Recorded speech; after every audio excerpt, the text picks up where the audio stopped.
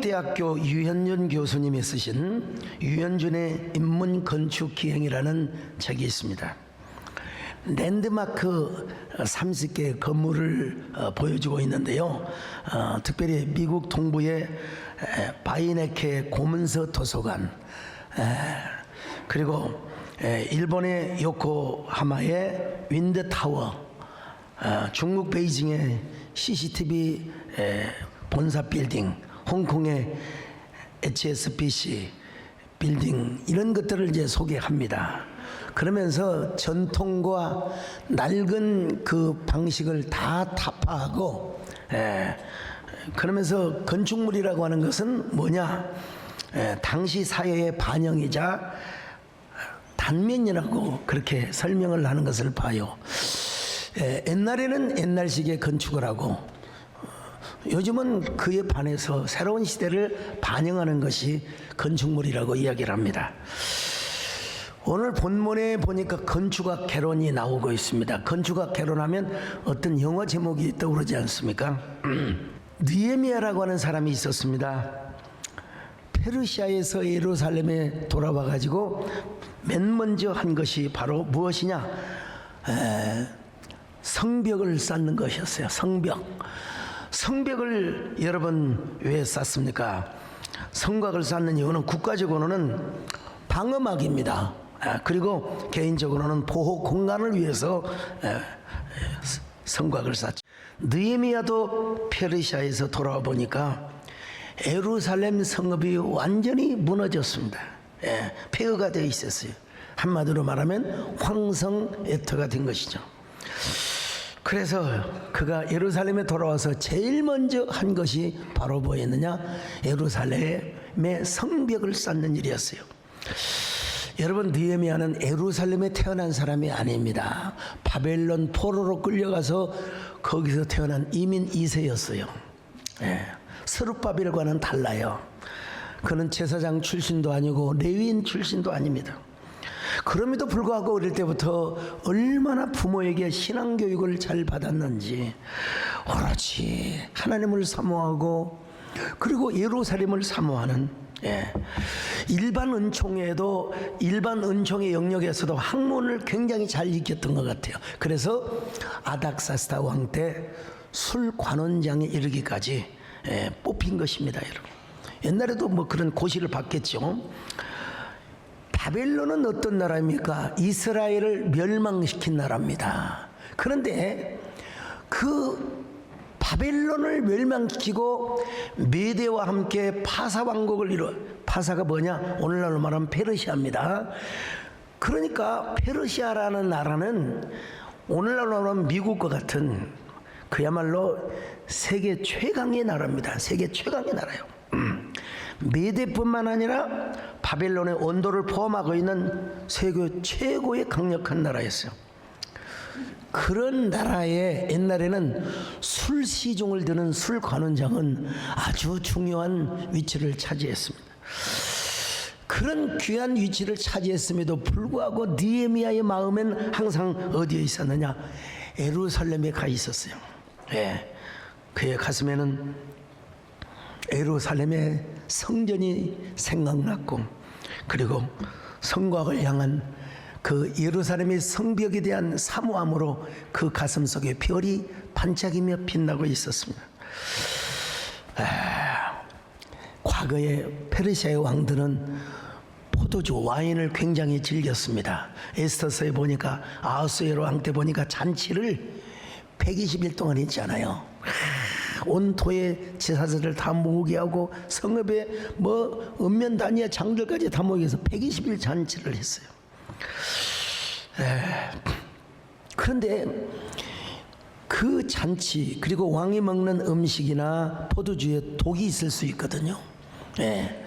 그래서 술 관원장은 먼저 자기가 포도주를 마셔야 돼요. 먼저 음식을 맛보아야 돼요.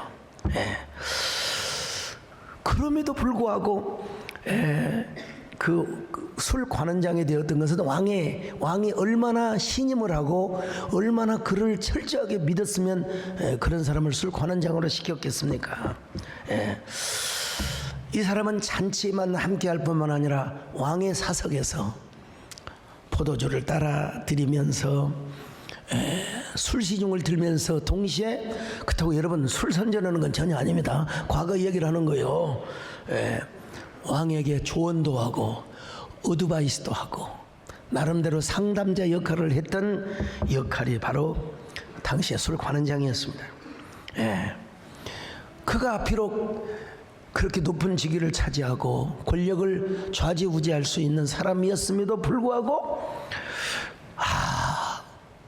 우리 민족은 죄를 지어서 이렇게 이방 땅에 와서 고생을 하였어. 우리의 열조가 하나님의 뜻대로 살지 못해서 나도 언젠가는 예루살렘으로 돌아가야 된다. 나 언젠가 하나님의 성전에 가서 예배를 드려야 된다. 여러분, 그런 생각이 가슴속에 별처럼 빛나게 되었습니다. 그런데 여러분, 느헤미야로 하여금 예루살렘으로 돌아갈 결심을 하게 될 결정적 계기가 있었습니다. 그가 페르시아 왕이 수산궁에 있을 때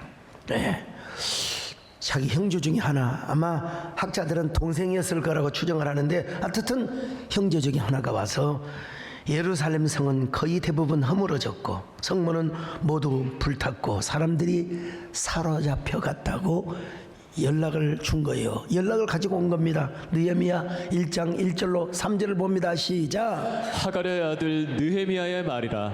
아닥사스다 왕 제20년 기슬루월에 내가 수산궁에 있는데 내 형제들 가운데 하나인 하나니가 두어 사람과 함께 유다에서 내게 이를 얻기로 내가 그 사로잡힘을 면하고 남아있는 유다와 예루살렘 사람들의 형편을 물은즉 그들이 내게 이르되 사로잡힘을 면하고 남아있는 자들이 그 지방 거기에서 큰 환난을 당하고 능욕을 받으며 예루살렘 성은 허물어지고 성문들은 불탔다 하는지라. 이 수산궁은요 페르시아 왕이 거하는 겨울 궁전을 의미하는데요. 그는 수산궁에서 그 이야기를 듣고 너무나 슬퍼서 금식하며 회개하며 기도하였습니다. 느헤미야 1장 4절입니다. 시작. 내가 이 말을 듣고 앉아서 울고 수일 동안 슬퍼하며 하늘의 하나님 앞에 금식하며 기도하여. 여러분, 얼마나 슬펐으면, 이걸 문학적으로 표현하면 느헤미야의 가슴속에 구슬픈 별빛이 흐드러지게 지금 빛나고 있다고 이야기할 수 있어요. 그는 가슴에 슬픈 별을 껴안고 하나님 앞에 기도합니다. 어떻게 기도합니까? 느헤미야 1장 5절로 6절입니다. 시작. 이르되 하늘의 하나님 여호와 크고 두려우신 하나님이여 주를 사랑하고 주의 계명을 지키는 자에게 언약을 지키시며 긍휼을 베푸시는 주여 간구하나이다. 이제 종이 주의 종들인 이스라엘 자손을 위하여 주야로 기도하오며 우리 이스라엘 자손이 주께 범죄한 죄들을 자복하오니 주는 귀를 기울이시며 눈을 여시사 종의 기도를 들으시옵소서. 나와 내 아버지 집이 범죄하여. 나뿐만 아니라 우리의 조상까지 범죄를 하였다. 그 조상의 죄를 뒤집어쓰고 여러분 간구합니다. 그리고 기도하기를, 주님, 제가 아닥사스다 왕과 그리고 그 신하들에게 은총을 입게 하옵소서. 제가 불쌍히 여김을 받게 하옵소서.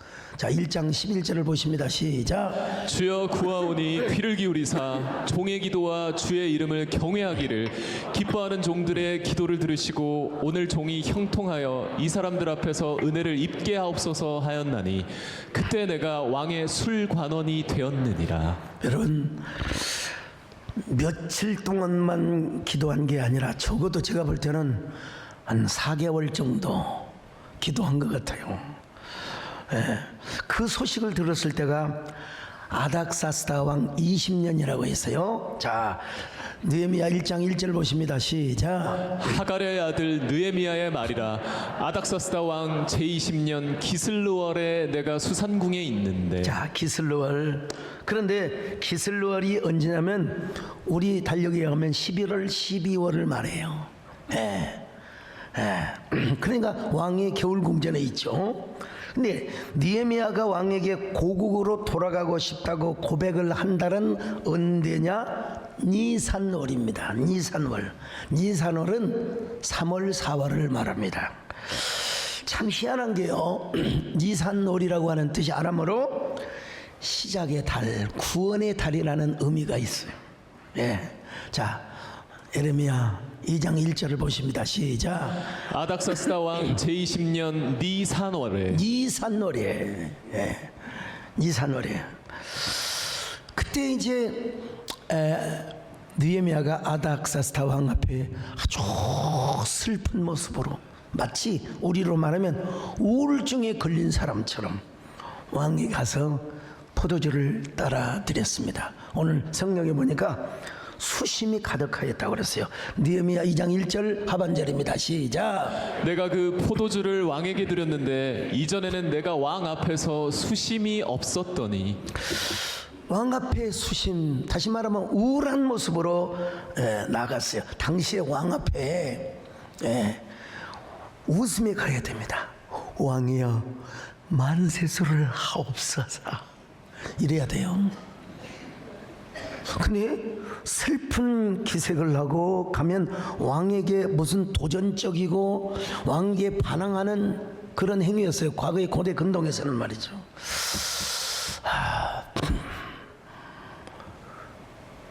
그런데 이 느헤미야가 구슬픈 심정으로 왕에게 갔는데 그 모습이 왕에게 보인 거예요. 그 모습은 마치 나라를 위해서 내가 100번이라도 죽으리다 하는 에스더라고 하는 여인의 모습을 연상시켜 줄 수가 있죠. 자, 느헤미야 2장 2절입니다. 시작.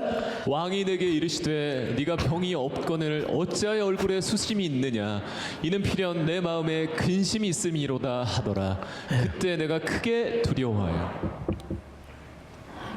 마음은 두려워했지만요, 그 두려움은 뭐냐, 그 영광의 두려운 영광입니다. 두려운 영광이요. 왕이여 만세수를 하옵소서. 제 조상들의 묘지가 있는 성읍이 지금까지 폐허가 되었고 성문들이 불타버렸는데 어떻게 제가 슬픔을 금할 수가 있겠습니까? 네.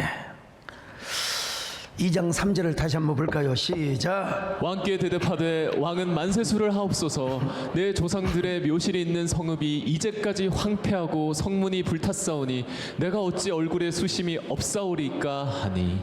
여러분, 만약에 느헤미야가 왕이시여 우리의 성읍 예루살렘 성이 무너졌습니다, 그 성을 소신이 가서 세워야 되겠습니다 라고 이야기했다면 여러분, 아닥사스다 왕에게 엄청난 분노와 뭐라 할까요? 그냥 그 진노를 일으키는 감정을 주고 말았을 것입니다. 여러분, 이 아닥사스다 왕의 선대 왕이 있습니다. 다리오 왕의 이전의 왕 폭군이라고 하는 아닥사스가 있거든요. 여기 오늘 본문에서 나오는 아닥사스는 제가 쭉 찾아보니까 아닥사스 1세요. 1세. 이거 하나 발견하기 위해서 하룻밤을 새웠습니다, 여러분. 예, 보통 다 이게 견해가 다른데 페르시아 역사를 쫙 보니까 이 자기 윗대의 선대왕 아닥사스다라고 하는 왕이 성전 건축 중지령을 내렸거든요. 그래서 이스라엘 백성들이 16년 동안 성전을 건축을 못했어요. 다리오 왕 때 성전 건축이 여러 번 풀렸거든요. 근데 오늘 본문에 나오는 이 아닥사스 왕은 아닥사스 1세라고 보는 것이 정확한 판단이라고 보고요. 자, 그럼에도 불구하고 이 아닥사스 1세는 선대의 행위를 기억하고 있었을 것입니다. 그러니까 느헤미야가 가서 예루살렘의 성벽을 건축하겠다고 직설적으로 표현을 하면은 왕은 아마 진노를 해버리고 말 겁니다. 예, 느헤미야는 언어의 브랜딩을 하게 되었습니다. 예. 초상의 묘지, 진짜 왕을 감동시키는 새로운 워딩을 한 거예요. 새로운 어드레싱을 한 거예요. 예루살렘을 정치적인 문제로 삼지 않고 신앙적인 문제, 개인적인 문제로 접근을 했다는 겁니다. 참 놀라운 발견이죠. 왕이여, 제 10조의 묘실들이 다 타버리고 성읍이 무너져 버렸다 합니다. 이렇게 고백을 하니까 왕의 마음에 막 그 느헤미야가, 여러분 청순 가련양 아십니까? 너무나 가련하게 보이는 거요. 자, 한번 보세요. 느헤미야 2장 4절 5절 시작. 왕이 내게 이르시되 그러면 네가 무엇을 원하느냐 하시기로 내가 곧 하늘의 하나님께 묵도하고 왕에게 아뢰되 왕이 만일 좋게 여기시고 종이 왕의 목전에서 은혜를 얻었사오면 나를 유다 땅 나의 조상들이 묘실이 있는 성읍에 보내어 그 성을 건축하게 하옵소서 하였는데. 느헤미야를 기록한 느헤미야 자신도 참 하나님의 영감 속에서 깊이 숙고하면서 이 소위 말하면 위대한 문학적 업적을 남겼다고 할 수 있습니다. 참 표현이 자기가 썼지만 아무 문학적으로 썼어요. 왕의 마음에 느헤미야가 어떤 모습으로 느껴졌느냐, 아까 말씀드린 아주 청순 가련형이라. 가련형 전혀 느낌이 안 오세요? 남자에게 청순 가련형이 나올 수가 없습니다. 대부분 여자들이 막 싸나워가지고 막 그러면은 놀래 자빠지요. 가다가 내가 왜 이러지? 나 몰라. 이런 사람을 여보 빨리 응급실 가 그러는 거죠. 근데 왕의 눈에 느헤미야가 얼마나 청순하게 느껴지는지 몰라요. 네.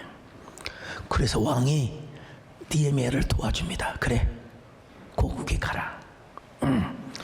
가서 성도 건축해라. 그리고 군사적 지원뿐만 아니라 모든 행정적 지원, 물자적 지원까지 다 해줍니다. 자, 2장 7절로 8절입니다. 시작. 내가 또 왕에게 아뢰되 왕이 만일 좋게 여기시거든 강서쪽 총독들에게 내리시는 조서를 내게 주사 그들이 나를 용납하여 유다에 들어가기까지 통과하게 하시고 또 왕의 삼림감독 아삽에게 조서를 내리사 그가 성전에 속한 영문의 문과 성곽과 내가 들어갈 집을 위하여 들보로 쓸 제목을 내게 주게 하옵소서 하매 계속 읽으세요. 내 하나님의 선한 손이 나를 도우심으로 왕이 허락하고. 하나님의 선한 손으로 왕의 마음을 움직여서 왕이 여러분 조서까지 쓰고 의인까지 찍혀가지고 그래서 예루살렘으로 갑니다, 여러분. 근데 뭐 예루살렘에서 저기 수산공에서 예루살렘까지 거리가 얼마냐? 여러분, 수산공은 더 멀어요. 1600km래요. 1600km면 부산에서 서울까지 가는 것을 거의 2번 왕복을 해야 돼요. 얼마나 먼 거리입니까? 그럼에도 불구하고 그 길은 그렇게 멀게 느껴지지가 않았어요.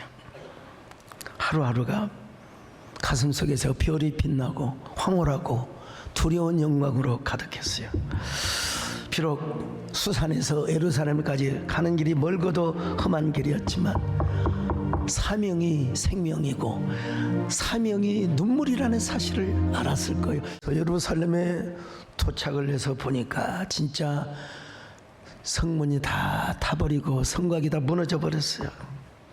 느헤미야 2장 13절 볼까요? 시작. 그 밤에 골짜기 문으로 나가서 용정으로 본문에 이르는 동안에 보니 예루살렘 성벽이 다 무너졌고 성문은 불탔더라. 그래서 느헤미야는 제사장과 귀족과 관리와 모든 백성들을 모아놓고 뭐라고 얘기합니까? 여러분, 비록 성전은 지어졌다 하지만 성곽이 무너져가지고 어떻게 해야 되겠습니까? 예루살렘의 성곽부터 우리가 쌓아야 더 이상 수치를 당하지 않습니다. 느헤미야 2장 16절로 17절 같이 봅니다. 시작. 방백들은 내가 어디 갔었으며 무엇을 하였는지 알지 못하였고 나도 그 일을 유다 사람들에게나 제사장들에게나 귀족들에게나 방백들에게나 그 외 일하는 자들에게 알리지 아니하다가 후에 그들에게 이르기를 우리가 당한 곤경은 너희도 보고 있는 바라. 예루살렘이 황폐하고 성문이 불탔으니 자 예루살렘 성을 건축하여 다시 수치를 당하지 말자 하고. 여러분, 이 프로젝트는 비밀로 해야 돼요. 벌써 소문이 나면 반대파들이 급부상하거든요. 그래서 비밀로 하여 살짝이 분문, 이게 사실 똥을 날르는 이 분문이라고 하는 건데, 살짝 지나가서 성 둘레를 보니까 다 무너져 있잖아요.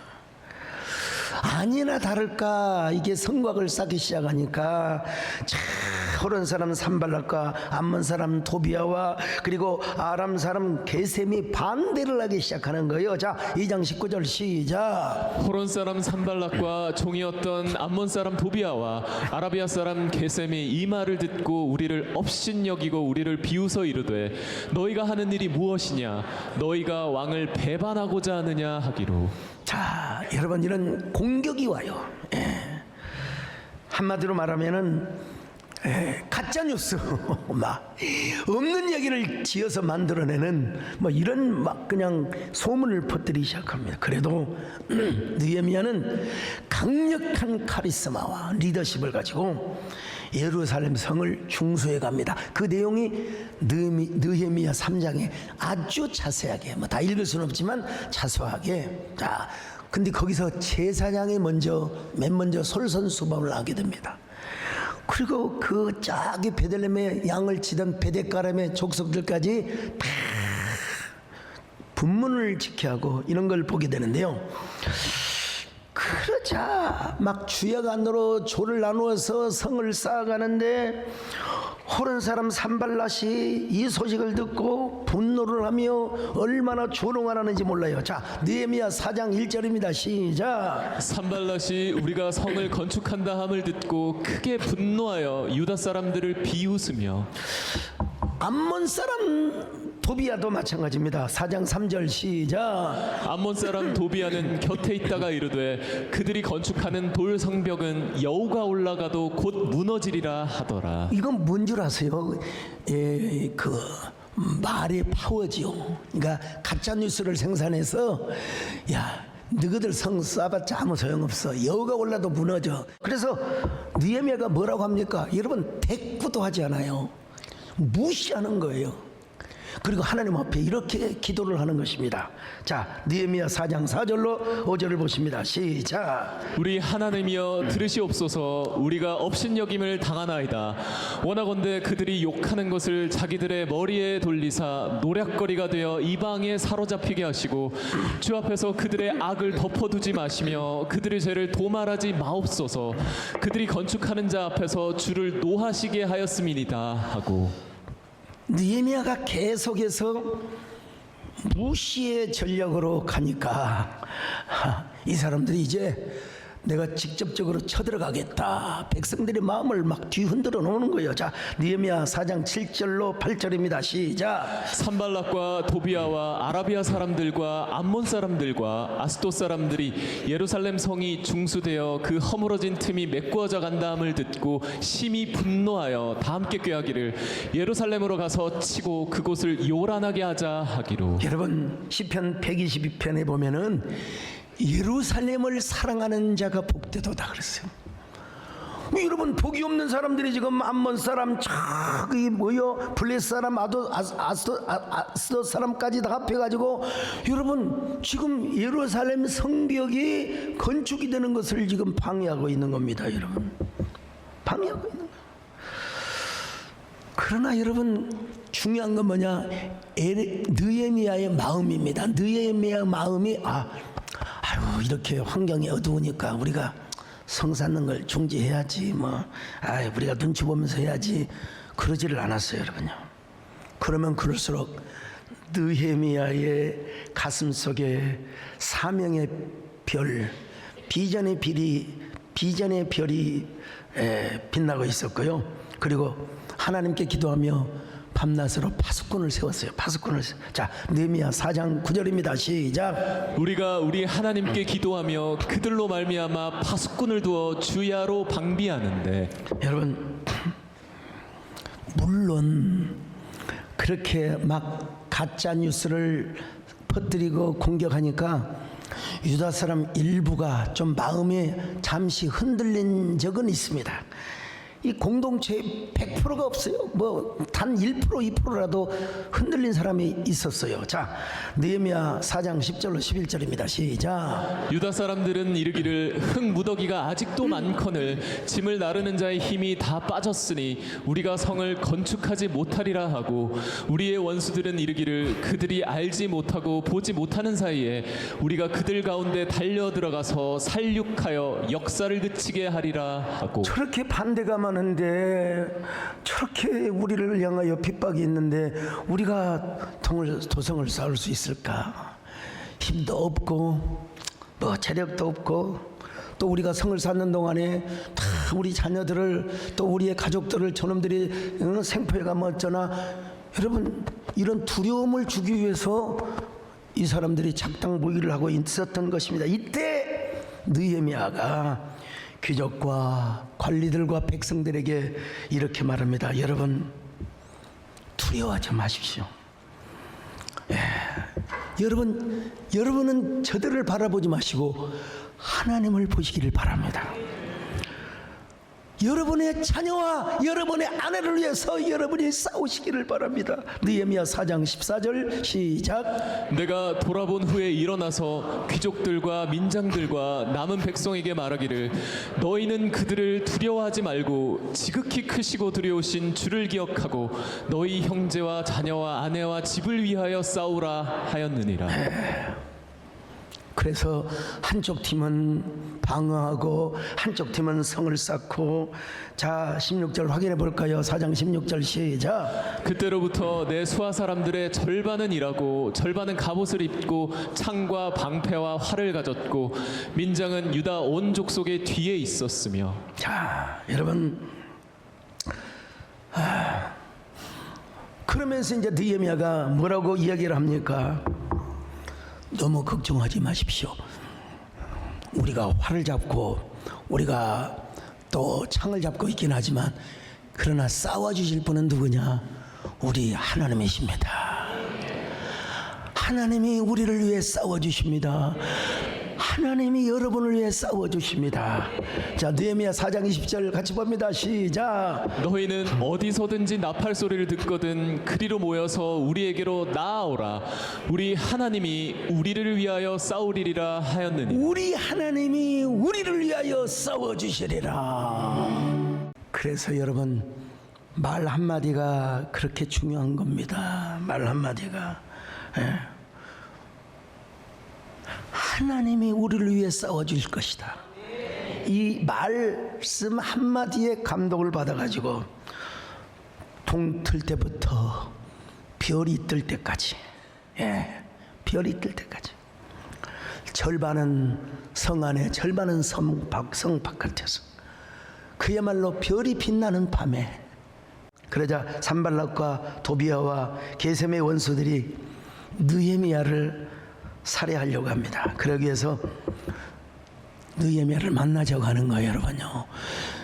느헤미야는 하나님께서 감동을 주셔서 알았어요. 저기 가면 분명히 자기를 죽이려고 한다. 그래서 느헤미야는 만나지 않았습니다. 자, 느헤미야 6장 2절을 같이 보실까요? 시작.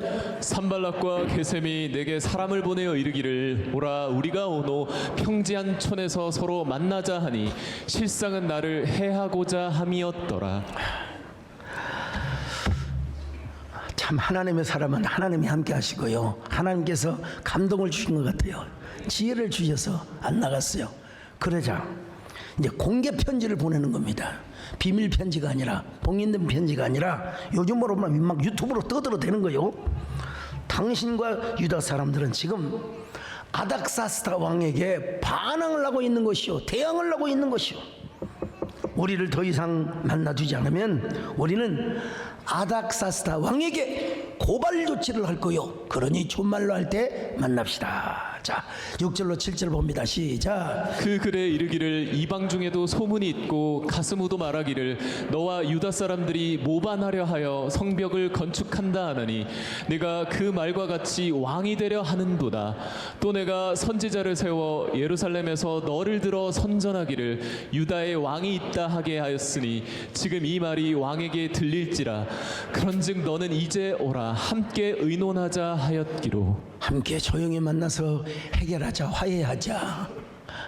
얼마나 여러분 좋은 접근입니까? 그러나 성령께서 느헤미야의 마음에 지혜를 주신 거예요. 가지 마라. 너를 살해하려고 한 것이다. 심지어는 여러분 어떤 방법까지 쓰느냐, 선지자에게 뇌물을 주어가지고 거짓 예언을 하게 만듭니다.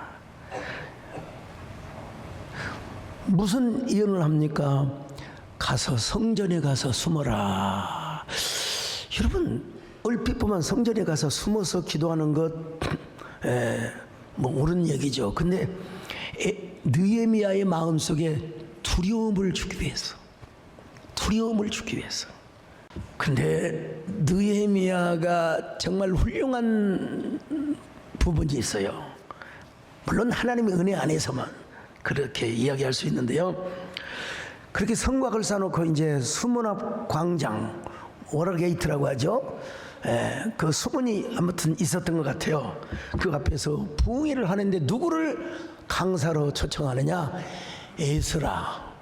에스라는 제사장의 가문이거든요. 에스라를 강단에 모셔서 여러분 강사로 초청해서 백성들로 하여금 하나님의 말씀을 듣게 합니다. 자, 느헤미야 8장 4절로 5절입니다. 시작. 그때 학사 에스라가 특별히 지은 나무 강단에 서고 에스라가 모든 백성 위에 서서 그들 목전에 책을 펴니 책을 펼 때 모든 백성이 일어서니라. 여러분 하나님의 말씀을 듣자마자 성도들이 모든 이스라엘 백성들이 일어섰다고요. 느헤미야 암몬 사람과 모압 사람들이 영원히 하나님의 종에 못 들어온다. 에스라도 할 수 없었어요. 느헤미야는 하나님의 주권과 하나님의 능력을 믿고 다시 한번 읽어볼까요? 13장 1절로 3절 시작. 그날 모세의 책을 낭독하여 백성에게 들렸는데 그 책에 기록하기를 암몬 사람과 모압 사람은 영원히 하나님의 총회에 들어오지 못. 이걸 선언한 거요. 암몬 사람 여러분 우리가 사랑으로 품고, 근데 여러분 그때는 정치인으로서 그러니까 총독의 깜이 되는 거지요. 정치인으로서 너희들은 못 들어온다 이거야. 근데 느헤미야가 이제 아닥사스다 왕을 또 가서 정한 기일이 있었잖아요. 가서 뵈려고 예루살렘을 비우는 동안에 세상의 대제사장 엘리야십이 도비야와 내통을 하고 하나님의 전뜰에다가 도비야를 위한 방을 만들어 놨어요. 세상에. 그 방은 무슨 방일까요? 이방신을 섬기거나 여러분 하나님과는 전혀 상관이 없는 온갖 우리로 말하면 토정 비결 뭐 점치고 굿하는 이런 기구들이겠죠. 그걸 갖다가 들여놓은 거예요. 느헤미야는 도비야의 세간 모든 것들을 전부 다 바깥으로 버려버리고 성전을 정결하게 하였습니다. 자, 느헤미야 13장 6절로 9절입니다. 시작.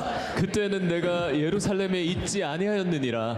바벨론 왕 아닥사스다 32년에 내가 왕에게 나아갔다가 며칠 후에 왕에게 말미를 청하고 예루살렘에 이르러서야 엘리사십이 도비야를 위하여 하나님의 전뜰의 망을 만든 악한 일을 안지라. 내가 심히 근심하여 도비야의 세간을 그 방 밖으로 다 내어 던지고 명령하여 그 방을 정결하게 하고. 어렸을 때부터 배웠던 그 성경 말씀, 부모님으로부터 전수받은 그 신앙 교육, 오직 하나님, 오직 성전, 오직 예루살렘 밖에 없었어요. 그 가슴에는 이런 꿈과 사명의 별이 반짝이고 있었다는 거예요. 오늘 여러분의 가슴에는 무엇이 있습니까? 어떤 별이 반짝이고 있습니까?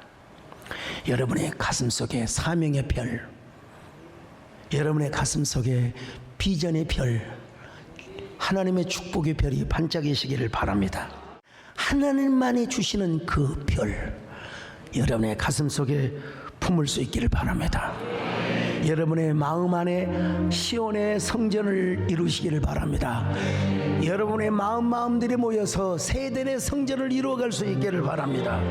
그런 저와 여러분 되시기를 주의 이름으로 축원합니다.